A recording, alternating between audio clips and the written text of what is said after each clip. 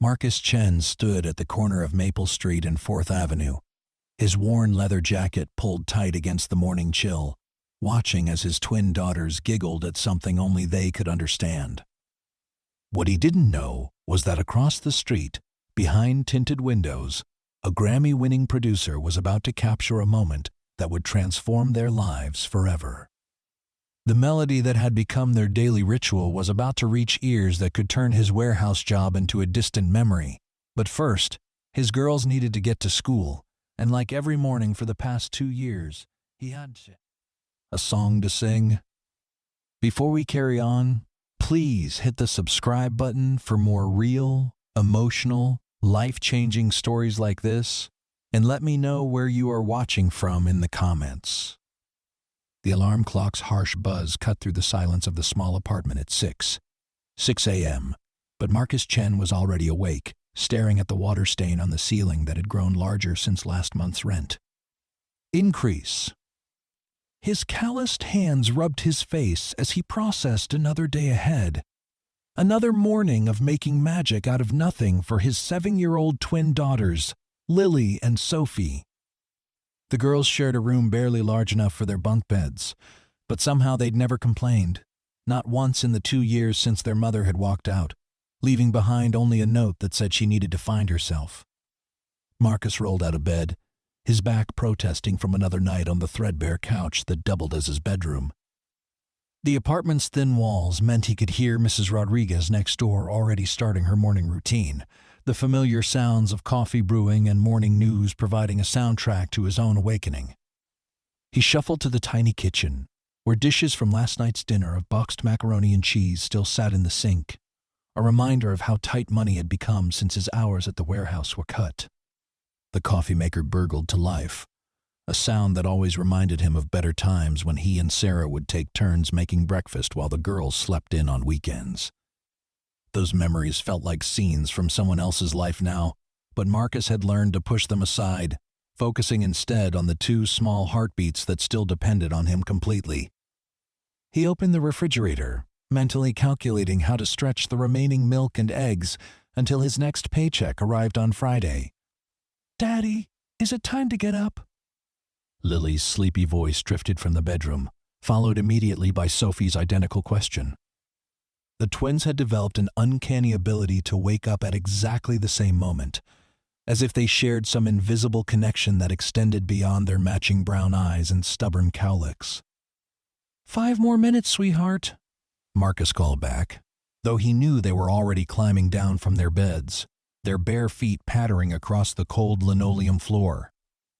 He'd learned to treasure these quiet moments before the day officially began, when he could still pretend that everything was going according to some grand plan rather than the day-to-day survival it had become. The girls appeared in the kitchen doorway, Sophie clutching her stuffed elephant while Lily dragged a worn blanket behind her. Their pajamas were slightly too small, another reminder of how quickly they were growing and how slowly his paycheck was stretching. Marcus's heart clenched at the sight of them, so trusting and innocent, believing without question that their father could handle whatever the world threw at them. "What's for breakfast, Daddy?" Sophie asked, climbing into one of the mismatched kitchen chairs that Marcus had found at a garage sale months ago. The furniture didn't match, the apartment was too small, and the bills kept piling up, but somehow these moments felt sacred, like they were exactly where they needed to be. Marcus poured the last of the cereal into 2 bowls, adding just enough milk to make it work. "Breakfast of champions," he announced with theatrical flair, setting the bowls in front of his daughters with the kind of ceremony usually reserved for 5-star restaurants. The girls giggled, and the sound was better than any applause he'd ever received back in his brief stint trying to make it as a musician. That dream felt like a lifetime ago now, back when he'd played open mic nights at coffee shops and believed that talent and persistence were enough to make it in the music industry.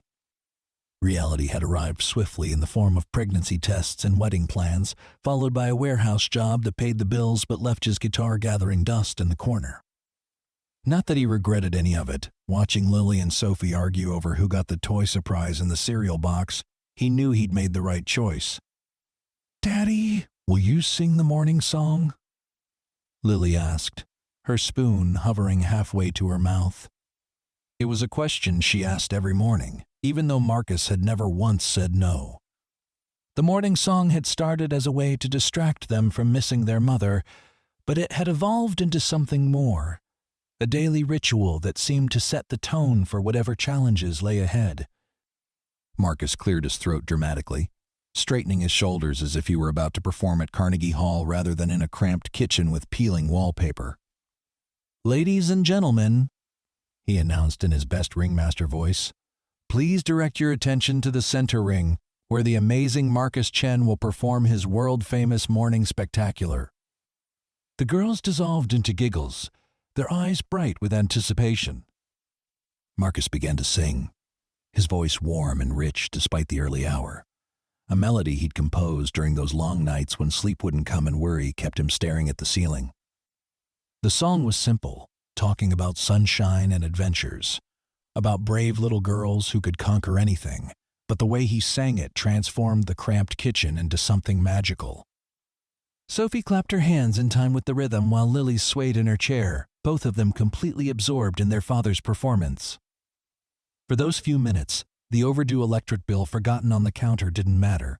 The rejection letter from his latest job application was irrelevant, and the constant weight of responsibility lifted just enough to let him breathe.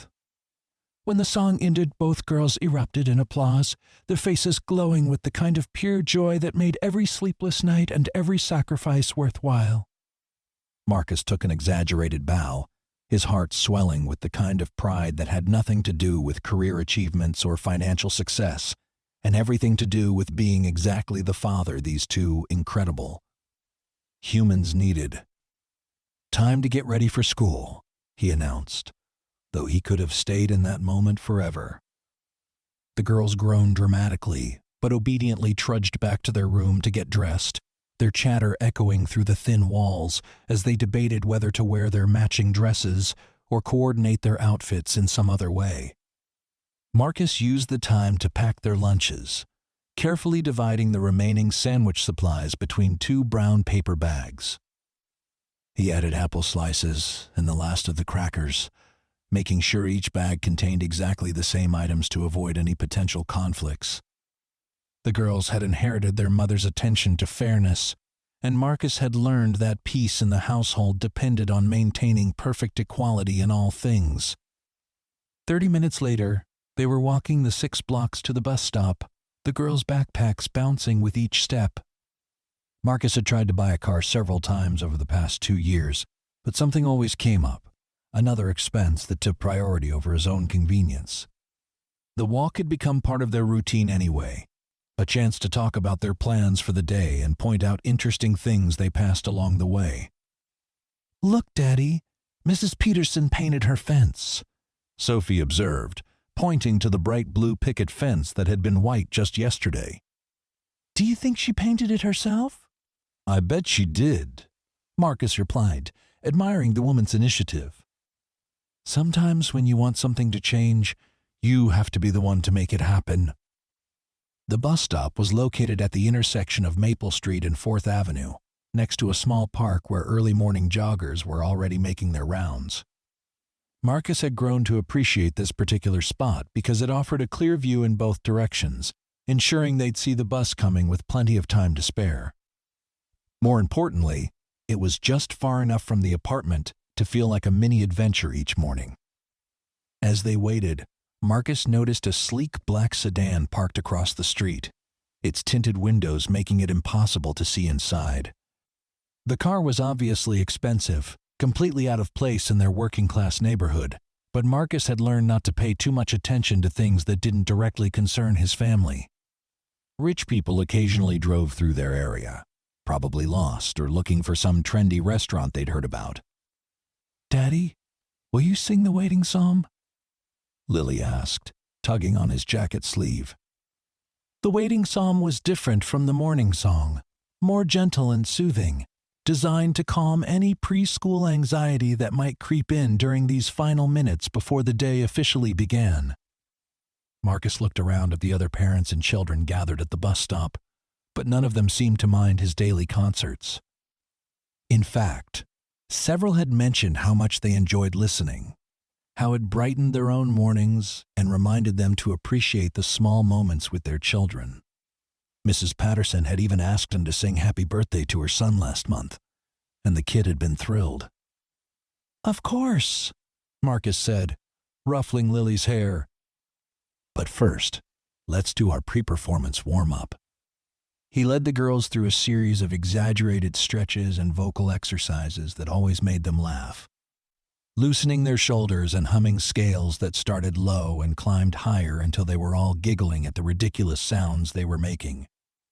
Inside the black sedan, David Kim adjusted his rearview mirror and tried to decide whether to drive around the block one more time or finally head to his breakfast meeting with the record label executives. He'd been driving aimlessly for 20 minutes, trying to clear his head before what promised to be another frustrating discussion about market demographics and focus groups. At 35, David had already produced 3 Grammy-winning albums, but the industry's obsession with manufactured pop stars was wearing him down. He'd started in music because he believed in the power of authentic voices, artists who had something real to say, and the talent to say it beautifully. Lately, though, every meeting felt like a negotiation between art and commerce, with commerce winning more often than not. His last project had been a perfectly polished album that topped the charts and left him feeling completely empty. David was about to pull away from the curb when he heard something that made him pause. A man's voice, rich and warm, was singing what sounded like an original song. The melody was simple but compelling, and there was something in the vocalist's tone that suggested genuine emotion rather than technical perfection. David rolled down his window, straining to hear better. Across the street, Marcus had begun the waiting song, his voice carrying easily across the quiet intersection. The melody was gentle and reassuring, talking about adventures waiting to unfold and the courage that lived inside every heart. His daughters swayed beside him, their faces peaceful and content, completely absorbed in their father's performance.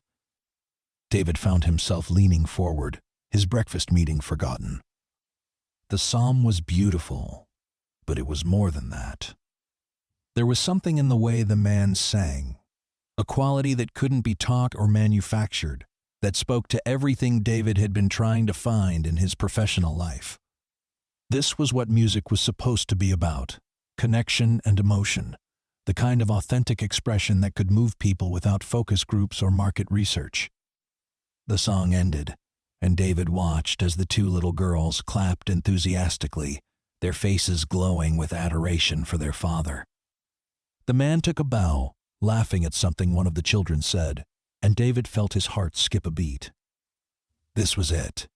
This was what he'd been searching for. Sitting at a bus stop in a neighborhood he'd never visited before, performed by someone who had no idea he was being watched. David's hand moved toward his phone before he consciously decided to record, some instinct telling him that this moment needed to be preserved.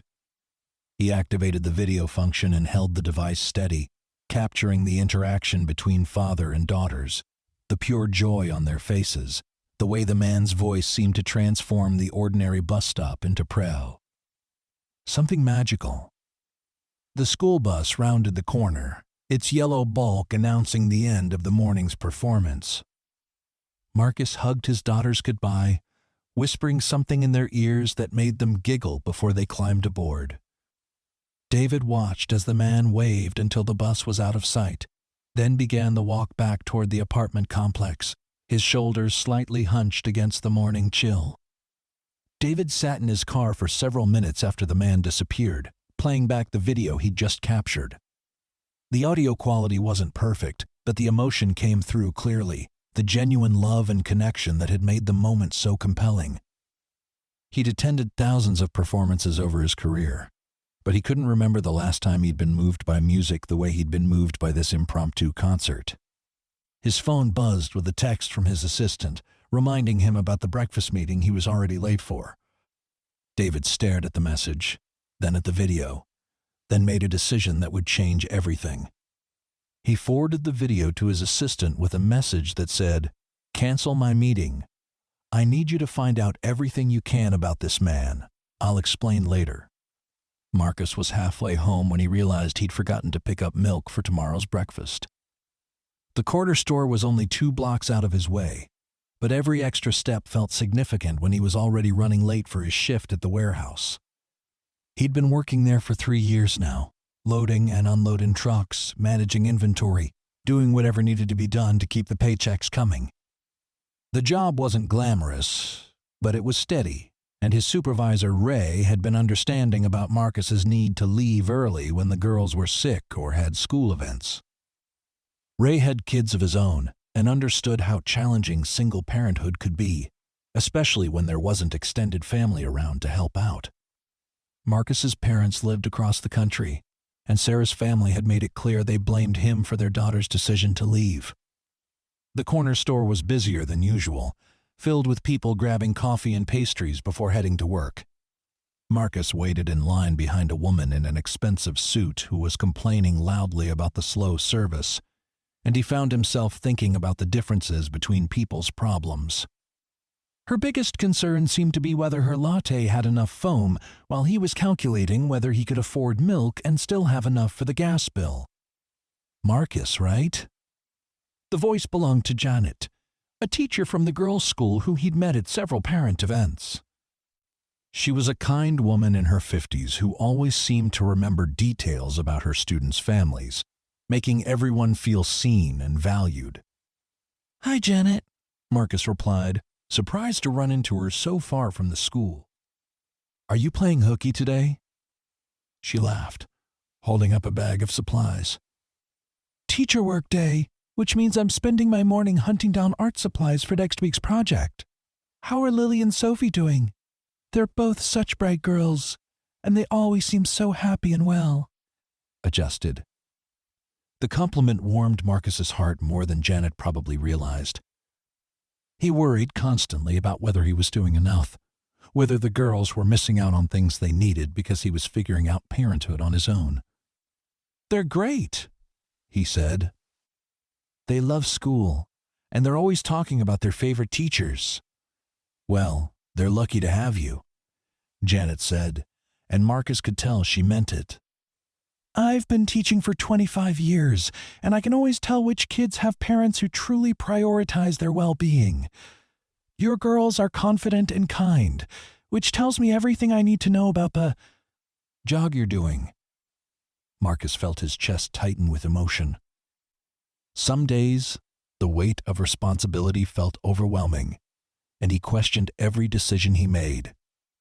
Hearing from someone who worked with children professionally that he was doing something right meant more than any performance review at the warehouse ever could. "Thank you," he said quietly. "That means a lot. More than you know." Janet smiled and patted his shoulder before heading toward the checkout line. "Keep doing what you're doing, Marcus. Those girls are going to grow up knowing they were loved unconditionally, and that's the greatest gift any parent can give." Marcus bought his milk and headed to work, Janet's words echoing in his mind. The warehouse was already busy when he arrived, trucks lined up at the loading docks and his co-workers moving with the efficient rhythm of people who'd done these jobs for years. Marcus clocked in and grabbed his work gloves, ready to lose himself in the physical demands of the job. "Hey, Marcus," Ray called from his office doorway. "Got a minute?" Marcus's stomach dropped. Conversations that started with, "Got a minute," rarely led to good news, and he couldn't afford to lose this job, not with rent due next week and the girls needing new winter coats. He followed Ray into the cluttered office, trying to read his supervisor's expression for clues about what was coming. "Sit down," Ray said, closing the door behind them. "Look, I'm going to be straight with you because I like you and you're a good worker. Corporate's been talking about more cuts, and they're looking at part-time positions first." Marcus felt the blood drain from his face. "What does that mean exactly?" "It means your hours are probably going to get cut again, maybe down to 25 a week. I know that's not enough for you to live on, especially with the girls, But I wanted to give you a heads up so you could start looking for something else. 25 hours a week wouldn't even cover rent, let alone food and utilities and all the other expenses that came with raising 2 children. Marcus's mind raced through possibilities, but there weren't many jobs in their area that offered the flexibility he needed to be available for school pickup and sick days. How long do I have? Marcus asked, proud that his voice remained steady despite the panic building in his chest. Probably a month, maybe 2 if we're lucky. I'm sorry, Marcus. If it were up to me, I'd keep you full-time, but this is coming from way above my pay grade. Marcus nodded, shaking Rhea's hand and thanking him for the warning. He spent the rest of his shift moving through the familiar motions of his job while his mind worked overtime trying to figure out how to make this work. He could look for a second job, but that would mean less time with the girls, and he'd already sacrificed so much family time to keep their heads above water. By lunch break, Marcus had made a decision. He pulled out his phone and began scrolling through job listings, looking for anything that might pay enough to replace his warehouse income. The options were limited, mostly requiring experience or education he didn't have, but he bookmarked several possibilities anyway. Meanwhile, across town, David Kim was having the most productive day he'd had in months. His assistant, Maria, had tracked down Marcus's identity through a combination of social media searching and good old-fashioned detective work. She'd found his address, his employment history, and even some basic information about his family situation. His name is Marcus Chen, Maria explained, reading from her notes.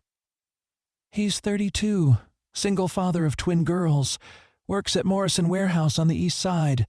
No criminal record, no social media presence to speak of. Which is actually kind of refreshing. From what I can tell, he's just a regular guy trying to make ends meet. David studied the information, trying to reconcile this ordinary background with the extraordinary voice he'd heard that morning. Some of the best artists he'd worked with had come from humble beginnings, but there was something about Marcus's story that felt different, more authentic than the carefully crafted narratives that usually accompanied new talent. "What's our next move?" Maria asked. "Do you want me to try to contact him directly?" David considered the options. Cold calling strangers about record deals was a tricky business, especially when they had no idea they were being considered for anything.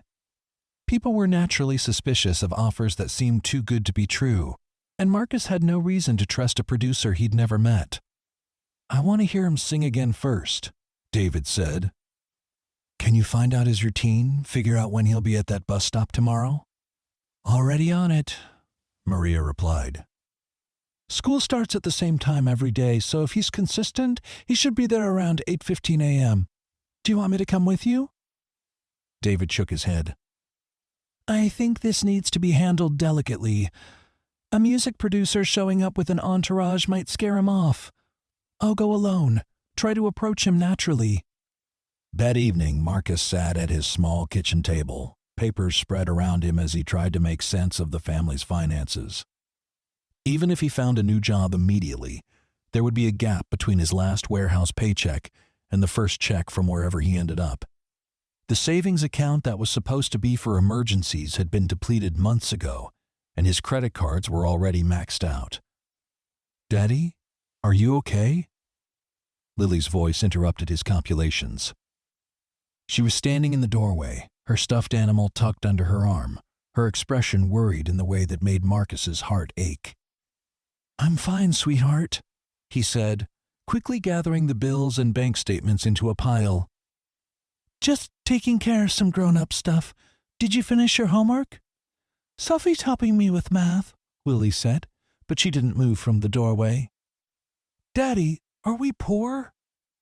The question hit Marcus like a punch to the gut.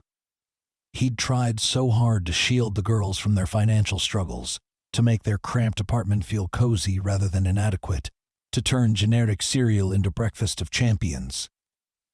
But children noticed more than adults gave them credit for, and apparently his efforts hadn't been as successful as he'd hoped. "What makes you ask that, baby?" Marcus said, patting his lap so Lily would come sit with him.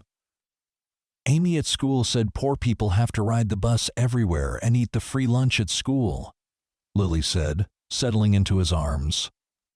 She said poor people can't afford to buy things they want. Marcus chose his words carefully, knowing that whatever he said would be repeated to Sophie and probably to classmates as well. Money is just a tool, like a hammer or a screwdriver. Some people have more tools than others, but that doesn't make them better or worse people. What makes someone rich is having people who love them and being kind to others. So we're rich because we love each other? Lily asked, her logic making perfect sense from a 7-year-old's perspective. Exactly, Marcus said, hugging her tighter. We're the richest family I know. Lily seemed satisfied with this explanation and skipped back to her room to work on homework with her sister. Marcus sat alone at the kitchen table, wondering how long he could maintain this positive spin on their circumstances. The girls were getting older, and eventually they'd understand that love didn't pay rent or put food on the table. His phone buzzed with a text from his neighbor, Mrs. Rodriguez, asking if he could help her move some furniture this weekend. She always paid him $50 for these kinds of jobs, money that usually went straight to groceries or utilities. Every little bit helped, and he'd learned to accept help from people who offered it genuinely.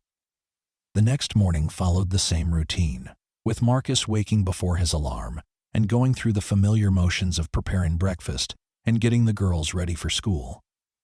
The weight of yesterday's conversation with Ray hung over him, but he was determined not to let his worry affect the girls' morning routine. Their stability depended on maintaining these small consistencies, these moments of joy that started each day on the right foot. "What song are you going to sing today, Daddy?" Sophie asked as they walked toward the bus stop. This had become part of their morning ritual, the girls trying to guess whether he'd repeat a favorite or debut something new. "I think today calls for something special," Marcus said, though he hadn't actually planned anything different. The words came from some instinct that this morning felt different somehow, charged with possibility in a way he couldn't explain. They reached the bus stop at their usual time, joining the familiar group of parents and children who gathered there each morning. Marcus noticed the same black sedan parked across the street, but he didn't think much of it. Rich people probably had their own routines, their own reasons for being in places that seemed incongruous with their obvious wealth. "Daddy, sing!" Lily demanded, bouncing on her toes with excitement. "I want to hear the new song." Marcus looked around at the other families, all of whom were watching expectantly.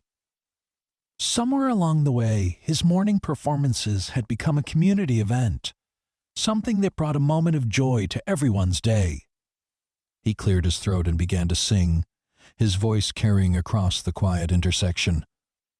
The song that emerged was different from his usual repertoire, more complex melodically and emotionally richer. It talked about dreams that seemed impossible, about holding on to hope when everything seemed stacked against you, about the kind of love that could move mountains. His voice soared on the chorus, and even he was surprised by the power behind the words. Inside the sedan, David Kim sat transfixed, recording everything on his phone. Yesterday's performance had been beautiful, but this was something else entirely. Marcus was singing from a place of raw emotion, his voice conveying layers of meaning that went far beyond the simple lyrics. This wasn't just talent, it was artistry of the highest order, the kind that could connect with audiences on a visceral level. The song ended, and the usual applause erupted from the gathered parents and children. But this time, David noticed something different. Several people were wiping their eyes, moved by the performance in a way that went beyond polite appreciation. This was the kind of response that couldn't be manufactured or focus grouped, the genuine connection between artist and audience that made music magical. The school bus arrived, and Marcus went through his usual routine of hugging the girls goodbye and waving until they were out of sight. But instead of heading home immediately, he lingered at the bus stop, chatting with Mrs. Patterson about her son's upcoming birthday party. David seized the opportunity, checking his appearance in the rearview mirror before getting out of the car. "Excuse me," David called, crossing the street with what he hoped was a friendly, non-threatening demeanor. "I'm sorry to bother you, but I couldn't help but hear you singing. You have an incredible voice." Marcus turned, surprised to be approached by a stranger, especially one who was obviously dressed much more expensively than anyone else in the neighborhood. "Oh, thank you," he said, immediately self-conscious. "I hope I wasn't being too loud." "Not at all," David said, extending his hand. "I'm David Kim. I work in the music industry, and I'd love to talk with you about your singing, if you have a few minutes." Marcus shook David's hand, his mind racing. Music industry could mean anything from local wedding singer to major record label executive, and given David's appearance and the car he'd stepped out of, Marcus suspected it was closer to the latter. But experiences had taught him to be cautious about things that seemed too good to be true. "I'm Marcus Chen," he said. "What exactly do you mean by music industry?" David smiled, appreciating Marcus's directness. "I'm a music producer. I work with artists to make albums, help them develop their sound, connect them with record labels. I've been into business for about 15 years, and I've never heard anything quite like what you just performed." Marcus felt his heart skip a beat, but he kept his expression neutral. "I appreciate the compliment, but I'm not really a performer. I just sing to my daughters, help them start their day on a positive note." "That's exactly what made it so compelling," David said. "There was something authentic about it, something that can't be taught or manufactured. Would you be interested in grabbing coffee sometime, talking about the possibility of recording some of your songs?" Marcus looked around the bus stop, where the last few parents were gathering their things and heading home. This felt surreal, like a scene from someone else's life. "I'm not sure I understand. Are you offering me some kind of record deal?" "I'm offering you a conversation," David said carefully. "I'd like to learn more about your music, your story, see if there might be an opportunity for us to work together. No commitments, no pressure, just a discussion between two people who care about music." Marcus considered the offer. He had to get to work soon, and he had 100 questions about who this person really was and what he actually wanted. But there was something in David's manner that seemed genuine, and after yesterday's conversation with Ray, Marcus was open to exploring any possibility that might change his family's circumstances.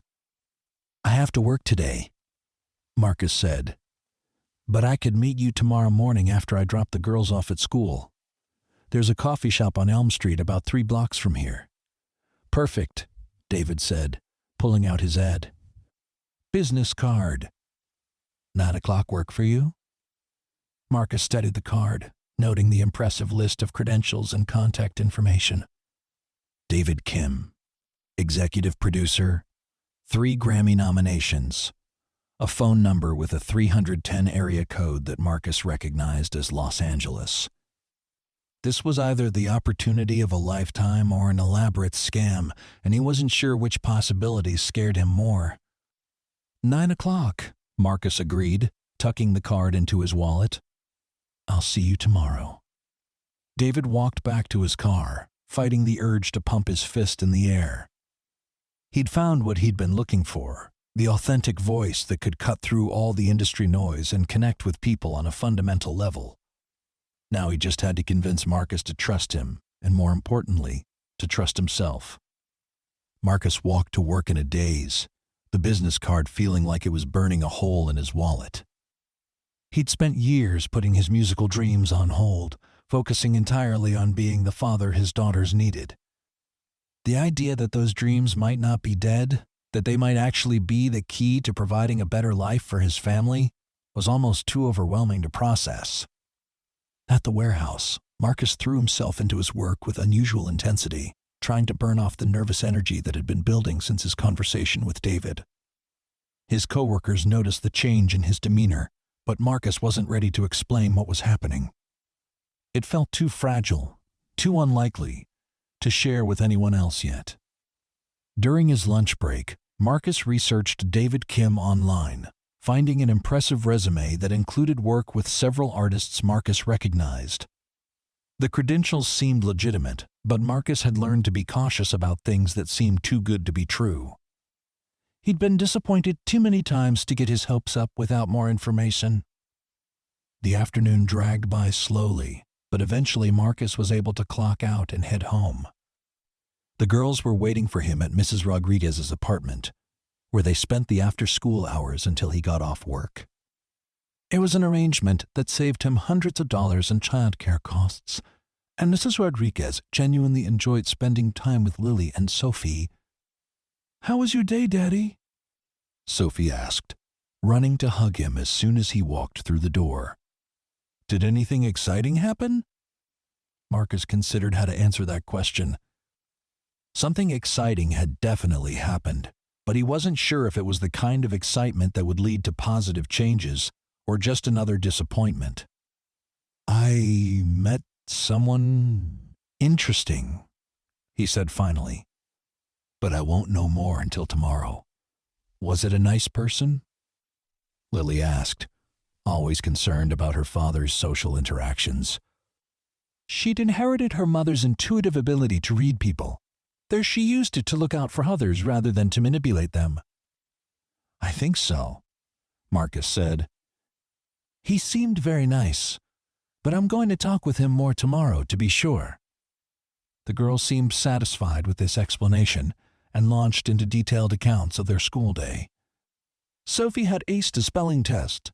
Lily had been chosen to feed the class hamster, and both of them had stories about playground dynamics that required careful parental navigation. Marcus listened intently, grateful for the familiar rhythm of their evening routine. Dinner was simple but satisfying, pasta with marinara sauce and the last of the frozen vegetables. Marcus had become skilled at making modest ingredients feel special, adding herbs and spices that transformed basic meals into something the girls looked forward to. They talked about their plans for the weekend, which would include laundry and grocery shopping, and hopefully a trip to the park if the weather cooperated. After the girls were in bed, Marcus sat at his kitchen table and stared at David's business card. He Googled the coffee shop on Helm Street, making sure it was a public place where he'd feel safe meeting a stranger. He read more about David's work, watching music videos and reading interviews that painted a picture of someone who was respected in the industry for his integrity and artistic vision. The more Marcus learned, the more legitimate the opportunity seemed. But it also felt impossibly far removed from his current reality. He was a warehouse worker who sang to his daughters at bus stops, not a professional musician. The gap between where he was and where David seemed to think he could go felt unbridgeable. Marcus's phone buzzed with a text from his mother, checking in as she did every few weeks. His parents had offered to help financially when Sarah left, but Marcus had been too proud to accept. Now, facing potential unemployment and the possibility of a completely different future, he wondered if he should have been more open to their support. He texted back that everything was fine, the girls were doing well in school, and he'd call her over the weekend. It wasn't entirely true, but it wasn't entirely false either. Everything was fine in the sense that they were healthy and together, even if their financial situation was precarious.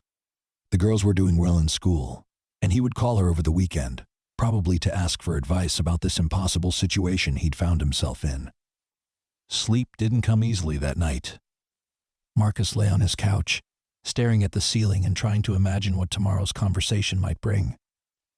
He'd been disappointed by false promises before, dreams that had seemed within reach only to evaporate when he got closer to them. But something about David's approach had felt different, more thoughtful and genuine than the quick fixes that usually turned out to be too good to be true. The next morning's routine felt different, charged with the anticipation of what was to come. The girls noticed their father's nervous energy, asking repeatedly if he was okay. Marcus assured them he was fine, just thinking about some work stuff, but their concerned expressions reminded him how much was at stake in this conversation. At the bus stop, Marcus's performance was subdued, his mind clearly elsewhere. The other parents noticed the change, but no one said anything, respecting his obvious preoccupation. David was parked in his usual spot, but he didn't approach, giving Marcus space to process whatever he was feeling. After the girls were safely on the bus, Marcus walked to the coffee shop, arriving 15 minutes early. He ordered a coffee he couldn't really afford and sat at a table near the window, watching people hurry past on their way to work. The normalcy of the scene felt surreal given what this conversation might mean for his future. David arrived exactly on time, ordering his own coffee before joining Marcus at the table. "Thank you for meeting me," he said, settling into the chair across from Marcus. "I know this must feel pretty strange." "That's one word for it," Marcus said, wrapping his hands around his coffee cup for warmth. "I have to admit, I've been doing research on you since yesterday. Your credentials are impressive." David smiled, appreciating Marcus's thoroughness. "I hope what you found was reassuring. I know how this must look. A stranger approaching you out of nowhere with talk about the music industry. There are a lot of people in this business who make promises they can't keep."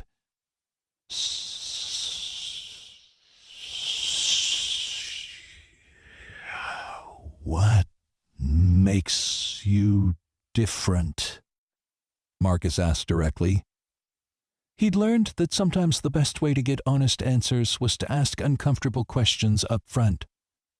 "Their question?" David said, leaning back in his chair. "I've been producing music for 15 years, and I've seen a lot of talented people get chewed up by an industry that values marketability over artistry. I started my own production company 5 years ago specifically to work with artists who have something real to say. People who make music because they have to, not because they want to be famous." Marcus studied David's face, looking for signs of insincerity. "And you think I fit that description?" "I think you're exactly what the music world needs right now," David said. "There's something in your voice, the way you connect with your audience.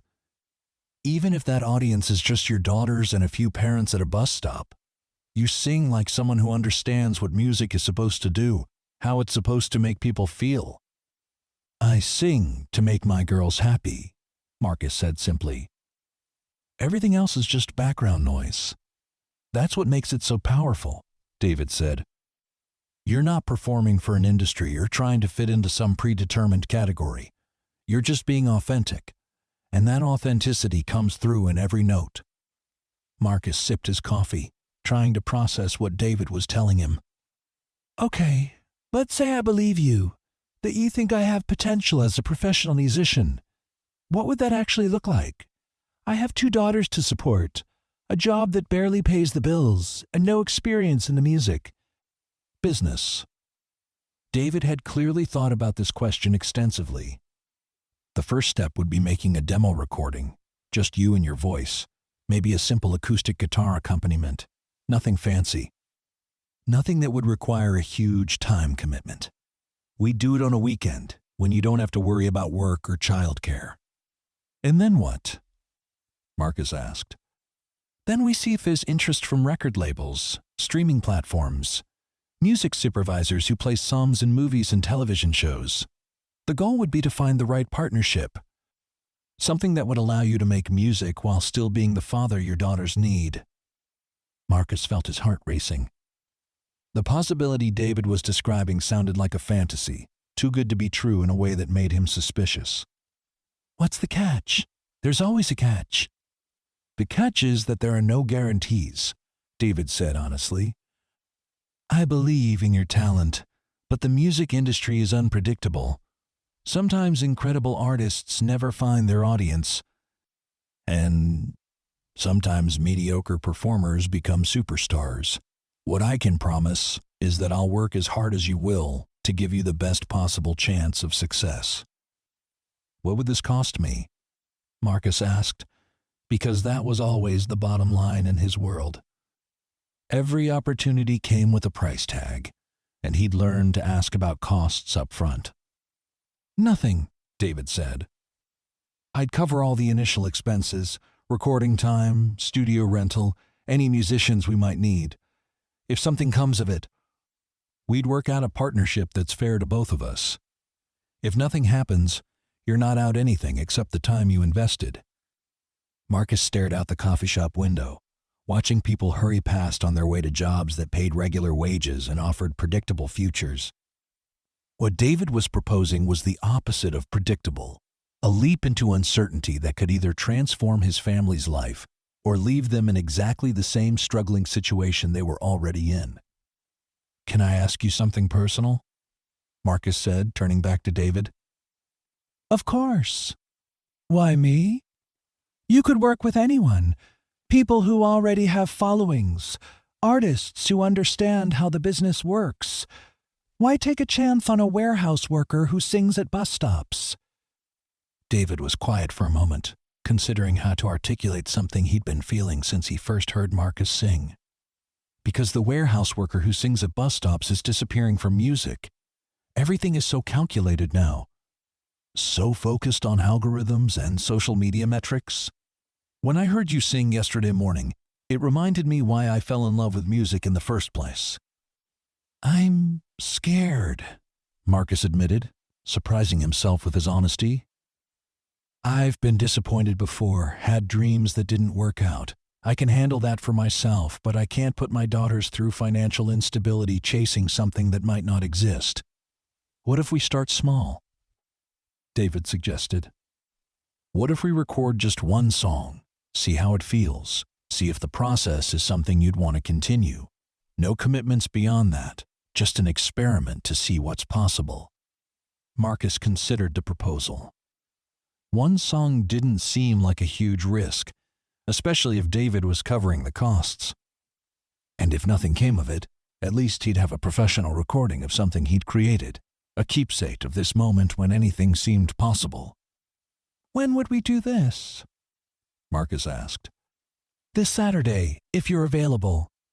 There's a small studio about 30 minutes from here, very laid back, not intimidating. We could be done in a few hours." "What about the girls? I can't leave them alone. Then I can't hand." "Afford a babysitter." David smiled. "Bring them along. Most studios have comfortable waiting areas, and I bet they'd love to see their dad make a real recording. Plus, having them there might help you feel more relaxed."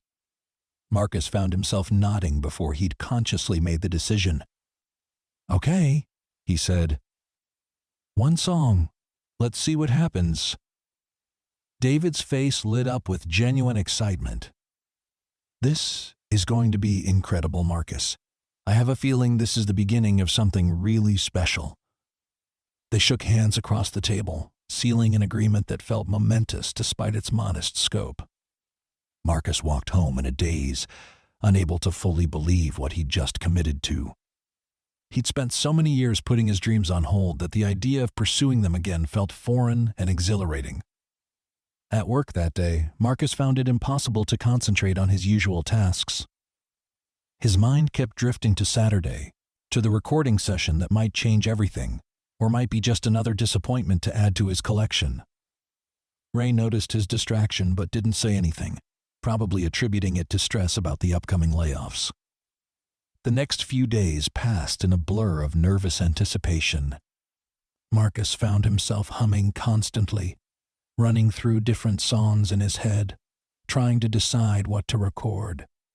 The morning performances at the bus stop took on new significance now that he knew someone in the industry was watching, evaluating his potential as a professional artist. Friday evening, Marcus sat down with Lily and Sophie to explain what was happening the next day. He'd been debating how much to tell them, not wanting to get their hopes up if nothing came of the recording session, but also wanting them to understand why they'd be spending their Saturday in a recording studio. "Remember the nice man I told you about, the one I had coffee with?" Marcus began, settling onto the couch between his daughters. "The one who likes your singing?" Sophie asked, always quick to make connections. That's right. He thinks my singing is good enough that other people might like to hear it too. So tomorrow we're going to make a recording of one of my songs."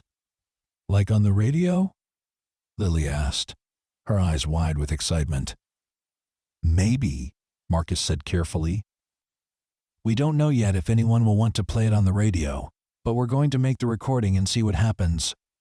And you two get to come with me and watch."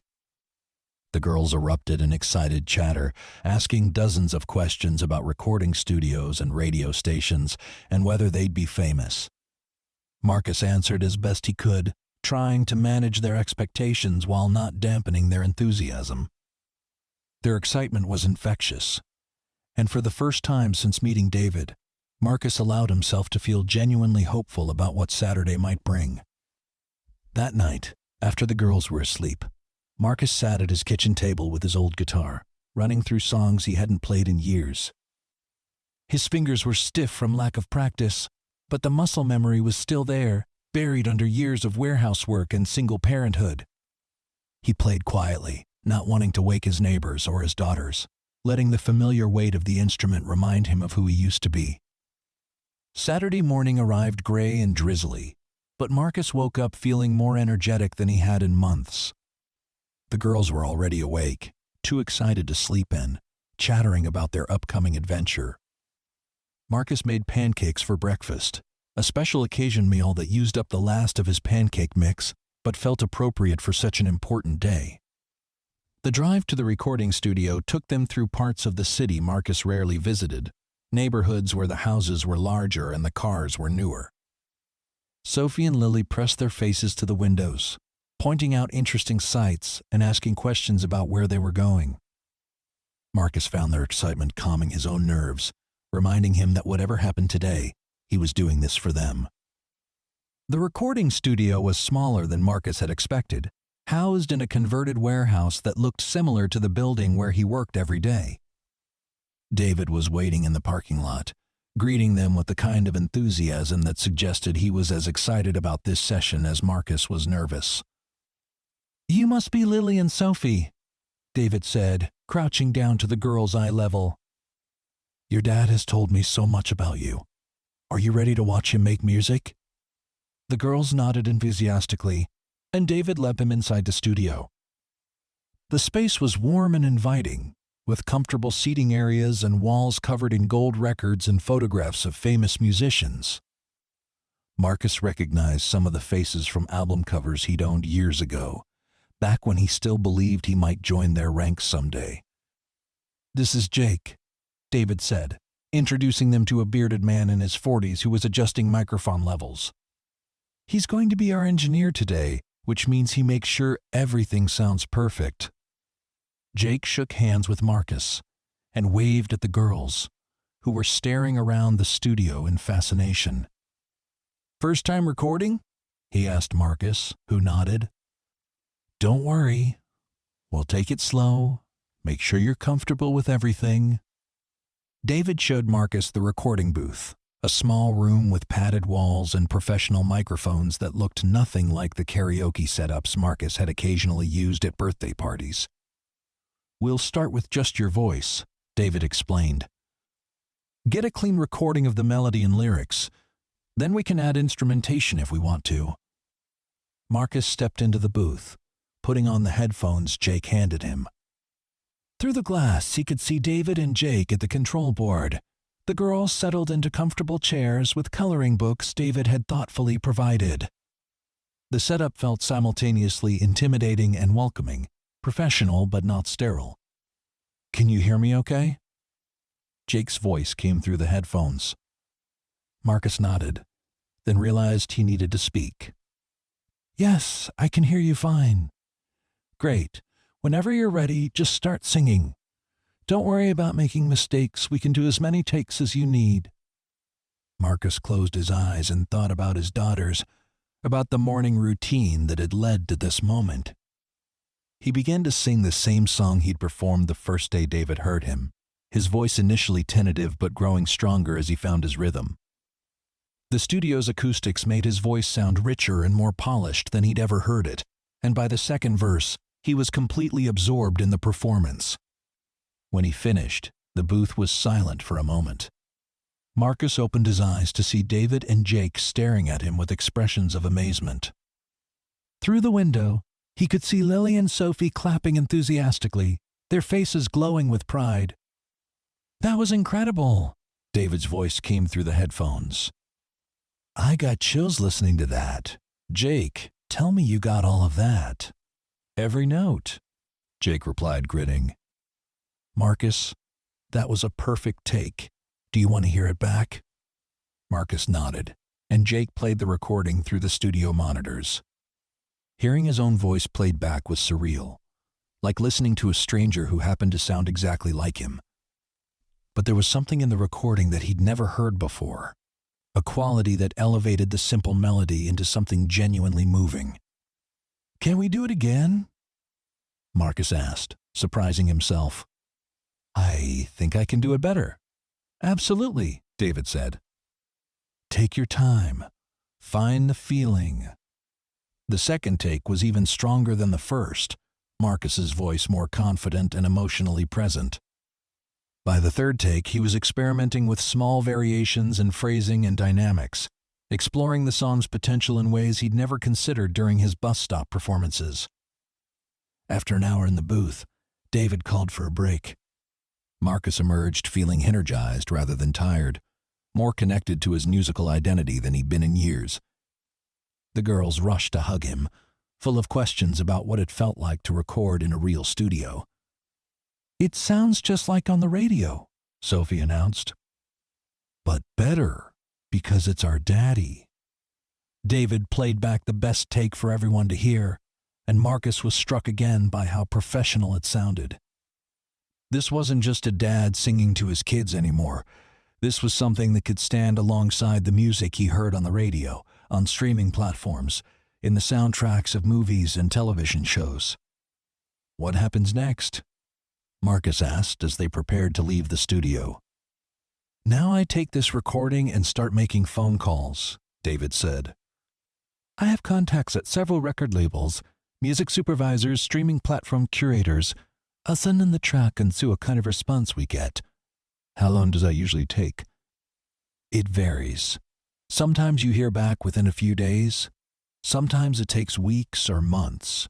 The important thing is that we have something incredible to share with them." Marcus shook hands with David and Jake, thanking them for an experience that had exceeded every expectation he'd had. The drive home was filled with the girls' excited chatter about recording studios and their father's beautiful voice, and whether they might get to come back again someday. That evening, Marcus called his parents for their weekly check-in, finding himself more open about his life than he'd been in months. He told them about meeting David, about the recording session, about the possibility that his musical dreams might not be completely dead after all. "I'm so proud of you," his mother said, her voice thick with emotion. "I know how hard it's been since Sarah left, how much you've sacrificed for those girls. If anyone deserves a break, it's you." "I don't want to get ahead of myself," Marcus said. "This could still lead to nothing. Or it could lead to everything," his father interjected. "Sometimes you have to take a leap of faith, son. You've been playing it safe for so long. Maybe it's time to see what's possible when you take a risk." The conversation with his parents helped Marcus process what was happening in his life. For 2 years, he'd focused entirely on survival, on making sure the girls had what they needed, and keeping their small family unit stable. The idea of pursuing something for himself, something that might benefit all of them in the long run, felt both selfish and necessary. Monday morning brought a return to routine, but everything felt different now. Marcus's performance at the bus stop had new energy, informed by his studio experience and the knowledge that someone in the industry was actively working to share his music with a wider audience. The other parents noticed the change, commenting on how confident and polished he sounded. At work, Marcus found it easier to focus on his tasks, the uncertainty about his future somehow less overwhelming now that he was actively working toward a different outcome. Ray noticed the improvement in his attitude and mentioned it during their lunch break. You seem like you're in a better mood lately, Ray observed. Did something good happen? Marcus considered how much to share. I'm working on a side project that might lead to something, he said finally. Nothing definite yet, but it's given me hope that there might be other options out there. Good for you, Ray said. You deserve something good to happen. You've been dealing with more than your share of challenges. Tuesday passed without word from David, then Wednesday and Thursday. By Friday, Marcus was starting to worry that the recording session had been a dead end, that David's initial enthusiasm had faded once he'd had time to really listen to what they'd captured. Marcus tried to manage his disappointment, reminding himself that David had warned him there were no guarantees. Friday evening, as Marcus was helping the girls with their homework, his phone rang. David's name appeared on the screen, and Marcus felt his heart skip a beat. Marcus, I have news, David said without preamble. Are you sitting down? Should I be? 3 different record labels want to meet with you. Universal, Atlantic, and Sony. They all heard your recording and want to discuss signing you. Marcus sank into the nearest chair, his legs suddenly unsteady. Are you serious? Completely serious. I've never seen a response like this to a demo recording. They're not just interested, they're excited. Universal wants to schedule a meeting for next week. Marcus tried to process what David was telling him.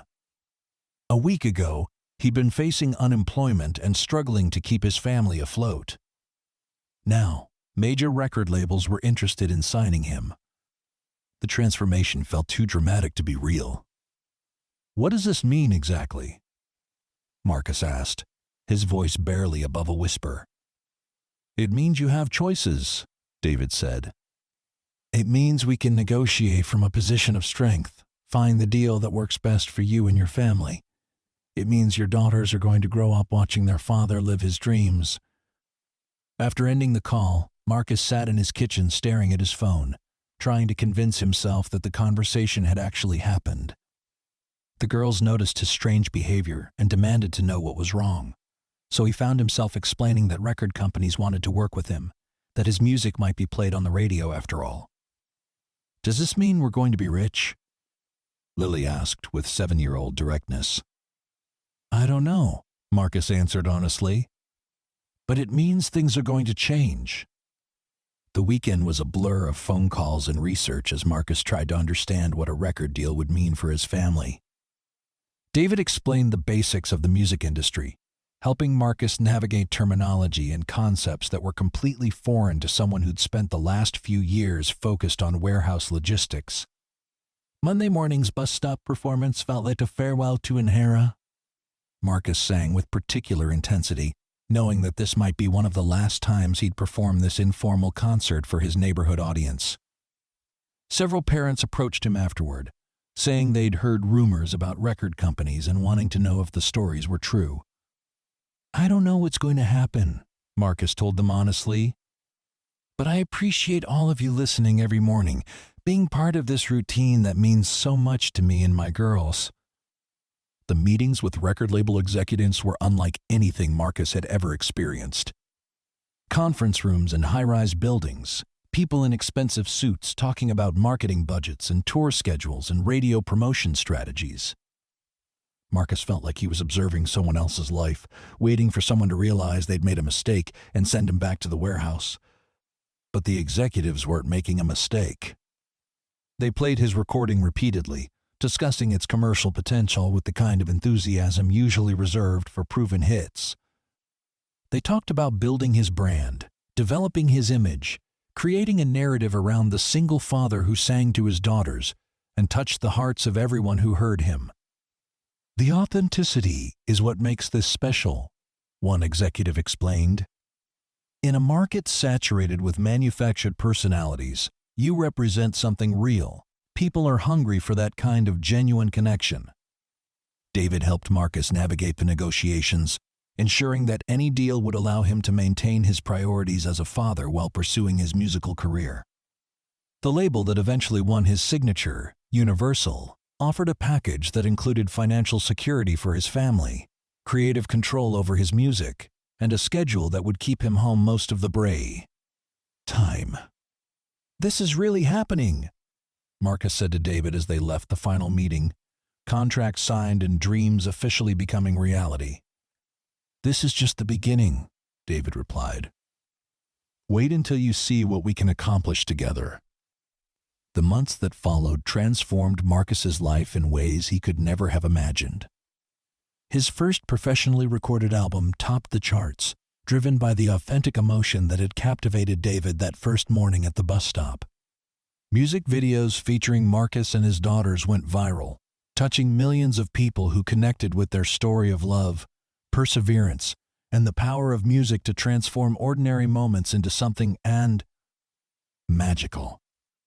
But perhaps the most significant change was the smallest one. Each morning, as Lily and Sophie waited for their school bus, Marcus still sang to them. The location had changed. They now lived in a house with a yard and enough bedrooms for everyone, but the ritual remained the same. Music had given them financial security and opportunities Marcus had never dreamed possible, but it had started with a father's love for his daughters, and that remained the foundation of everything else. The bus would arrive, the girls would hug him goodbye, and Marcus would wave until they were out of sight. Then he'd head to the studio or the radio station or the concert venue, carrying with him the knowledge that the most important audience he'd ever performed for was still two 7-year-old girls who believed their father could do anything. Standing in his new kitchen, looking at gold records on the wall and contracts for upcoming tours, Marcus often thought about that morning when David first heard him sing. How many moments of potential transformation do we miss because we're too busy surviving to notice them? How many dreams do we abandon because they seem incompatible with responsibility? His story had become an inspiration to other parents, other dreamers who believed their chances had passed them by. But Marcus knew the real lesson wasn't about record deals or sudden fame. It was about the power of consistency, of showing up every day for the people who matter most, of finding ways to bring joy and beauty into ordinary moments. The morning performances at the bus stop had been a gift to his daughters, but they'd also been a gift to himself, keeping alive the part of his identity that connected him to something larger than daily survival. When opportunity finally knocked, he'd been ready not because he'd been waiting for it, but because he'd never stopped being the person who could recognize and seize it. As Marcus prepared for another day in his new life, he could hear Lily and Sophie getting ready for school, their voices carrying the same excitement and anticipation they'd always brought to their mornings together. The luxury of their new home, the security of his recording contract, the recognition from fans around the world, all of it was wonderful, but the real treasure remained unchanged. Two little girls who woke up each morning knowing their father would sing them into their day with love and hope and a promise that anything was possible. The transformation of their circumstances had been dramatic and public, but the transformation of Marcus as a person had been quieter and more profound. He'd learned that dreams deferred are not necessarily dreams denied, that responsibility and aspiration don't have to be mutually exclusive, and that sometimes the universe rewards consistency and authenticity in ways that seem almost too good to be true. His phone buzzed with a text from David about their upcoming recording session, and Marcus smiled as he read it. There was still work to do, music to make, audiences to reach, but all of it felt manageable now, exciting rather than overwhelming. He had found his voice in more ways than one, and he was ready to use it. Outside, he could hear the familiar rumble of the school bus approaching, and Marcus Chen, recording artist and devoted father, prepared to begin another day of living a life that proved sometimes the best dreams are the ones you never dared to dream.